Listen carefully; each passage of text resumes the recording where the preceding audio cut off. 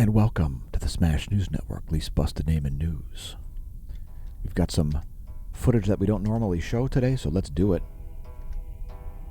We started out showing 1700 angstroms. We've got more interesting wavelengths to show, including some spectacular coronagraph imagery and all kinds of other details about solar activity, which has actually dipped despite 4 large named sunspot groups on the western limb. 10.7 centimeter radio flux now at 101 solar flux units. Also, the solar wind speed has continued to decline, although there is an electron storm going on. Next, we'll look at the magnetic environment around planet Earth. This is the last 4 hours of magnetohydrodynamic pressure. We're going to see an equilibration happening here, as most of the pressure is in the magnetotail side. That would be the side of the planet not facing the sun. Geomagnetically calm conditions. Next, looking at Earth's magnetic moment from the ground. Shouldn't expect to see any major changes in Earth's B field here, known as geospace delta B. This is scaled in nanotesla, which is magnetic flux density. So pretty calm conditions here. We show it daily so people understand what it looks like. So KP index only at 2 there. Planetary K index KP2 is the geomagnetically calm condition. And looking at the real-time solar wind, we see a solar wind speed here. Only 340 kilometers a second, solar wind density 3.5 protons per cubic centimeter. It's a quite diffuse and fairly slow solar wind speed. We've also seen a divergence happening here in the GOES magnetometers. That's always interesting. We can see the GOES 16 going up and the GOES 17 going down in terms of its magnetic field measurement from its geosynchronous near equatorial orbit. For you new viewers, the N's and M's stand for noon and midnight local time for the satellites. Next, the heliospheric current sheet. Earth remains in a south pole current sheet. You can see right there. There's your north pole current sheet.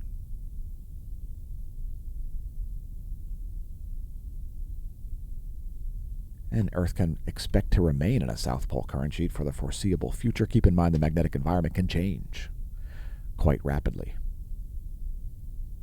So here's just a different view of the same data. Essentially, this also includes a solar magnetogram, and we'll move to coronal holes next. We've got some North Pole-oriented coronal holes here showing up on the eastern limb. See those green areas? Those are North Pole-oriented coronal holes. These are South Pole. And we can expect a high-speed wind from those in a couple of days also. And I'm expecting a coronal mass ejection strike on the 5th midday universal time. So we'll see what happens with that. It looks like NOAA's forecasting some geomagnetic unrest late in the day on May 5th. So we normally show 193 angstroms for this to show coronal holes. Today we're showing 211. Whoops. There we go. Today we're showing 211. It provides a little bit more definition on these South Pole-oriented coronal holes here. They're not super well defined. There is a bit of plasma there. But those are indeed some coronal holes. Next, move to sunspots next.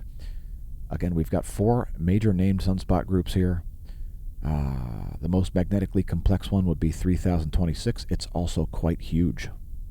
We've got some spectacular additional imagery of that. Likelihood of flares getting very high here as these sunspots approach the limb. Also, we could see some flares from this area down here, so keep an eye on the northwest and the southeast corners.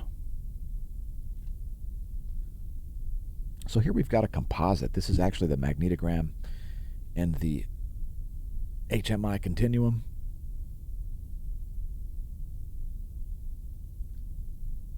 And here's a great close-up. These have largely been stable over the past 24 hours, but as you can see from the Earth scale, they are on the large side. I mean, they're decent-sized sunspots. They're not ultra-huge or anything, but this one up here, which is known as 3026, is quite magnetically complex.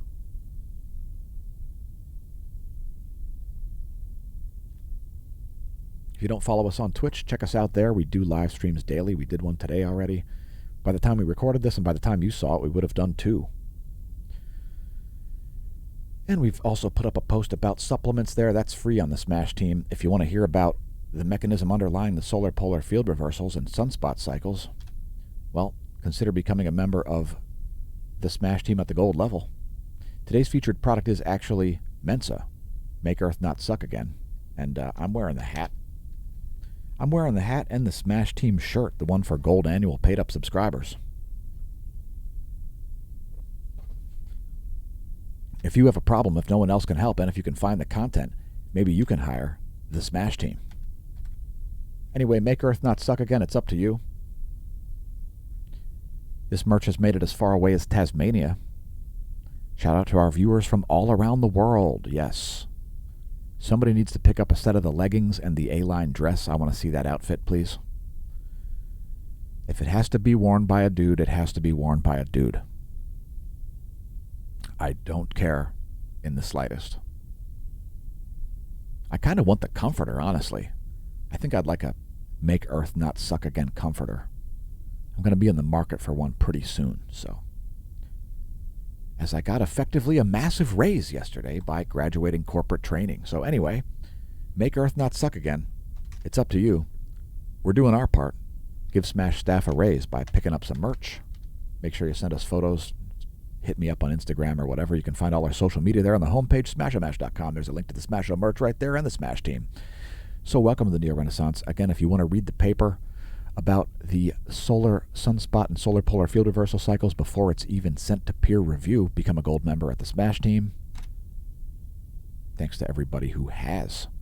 So now Neil Young, he's back to Spotify. He tried to leave Spotify, but I don't think he was permitted to leave Spotify because of his contractual obligations. But if you do a search for Golden Cat Productions, you'll find our music there. It's all over the internet.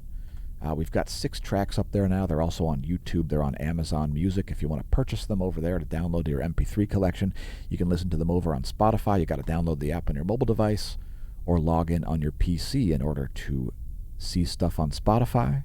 But there should be 6 tracks there. Caution, Sama It's Me has some explicit lyrics. Anyway, continuing on to the GOES X-ray flux. To see a downtick in the X-ray profile of the closest star here, you can see it's been slowly dipping down from a sea level background X-ray flux. Just minor flares here happening, and really, you could expect to see some flares here. Sunspots in the northwest have been underperforming, so the statistical likelihood that another large magnetically complex sunspot will set over the western limb without producing at least an M-class flare, the statistical likelihood of that is very low. No relativistic particles to report. Again, my favorite place to see major flares is up here, but also the southeast corner. The opposite limb of the sun could also produce some flares. There could be some sunspots following that plage. There are coronal holes back there as well, and check it out. This is what's going on above my head, this star chart here, and oh my God, it's the Eye of Horus. Look, it's the Eye of Horus, and the Andromeda Galaxy is the pupil, which means it's looking toward Aries. And I'm in Aries, so now I am spooked. I am astrologically spooked. You can find this star chart yourself at in-the-sky.org if you dare. It's the all-sky chart. And sorry if I frightened you. I know that's a lot of people tune into YouTube to be frightened about things that aren't scary in the slightest, like planets. So let's do a forecast of the solar system. And there's where things will be in a week. Moving on to coronagraphs, as we've got some spectacular coronal mass ejection imagery. This is just today from the LASCO C2.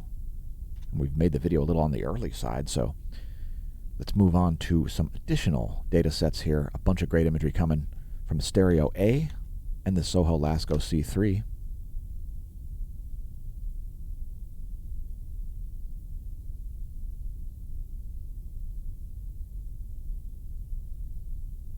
And there's that earthly directed coronal mass ejection. So let's pause that there and bring the C3 to that around that same time. That would be 8:09.